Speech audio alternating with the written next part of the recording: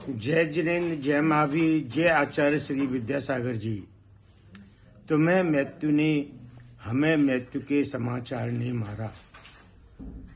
रात्रि को 3:30 बजे मुझको आचार्य श्री के देवलोक गमन का समाचार मिला। उसके पश्चात सोना मुश्किल हो गया। सुबह से ही पूरे देश से संदेश आ रहे हैं। सुबह 8 बजे आचार्य श्री बालकृष्ण जी पतंजलि के उनका फोन आया। उन्होंने कहा, मणिन्द्र, अच्छा हुआ हम लोग कल अगर चले जाते आचार्य श्री के दर्शन करने के लिए।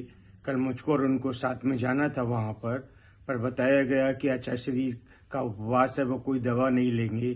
तो हम लोगों ने प्रोग्राम को कैंसिल किया। पर हम लोगों को ऐसा नहीं पता था कि इतनी जल्दी आचार्य श्री हमको छोड़ करके चले जाएंगे।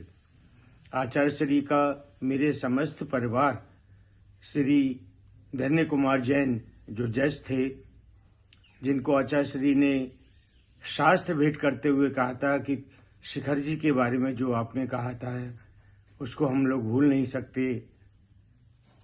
मेरे बड़े भाई रविंद्र जैन जी, उनके ऊपर बहुत आशीर्वाद, और मुझको भी कई बार आचार्य श्री से चर्चा करके उनका मार्गदर्शन मिला। एक बार मैं अन्ना जी को लेकर के उनके पास गया था। वहाँ पे काफ़ी चर्चा के बाद आचार्य श्री ने हथकरघा की जो चीज़ें हमको दिखाई, और आज मैं सौभाग्यशाली हूँ उन्हीं को की दी हुई ये जैकेट मैं पहने हुए हूँ। और जब अन्ना जी ने उनसे कहा कि आप मुफ्त में ही हम लोगों को चीज़ें दे रहे हैं, तो उन्होंने हंस करके कहा, आप जैसे लोगों को चीज़ देने से तो और उसकी उन्नति का कारण बनता है।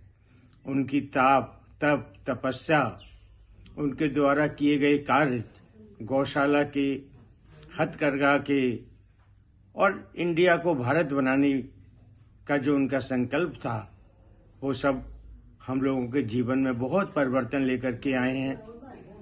हम कभी भी उनके ऋणों से उड़न नहीं हो पाएंगे, तथा हम सभी की, विशेषकर महासमिति की, जिसमें उन्होंने श्री लगा करके इसको श्री दिगंबर जैन महासमिति बनाया था,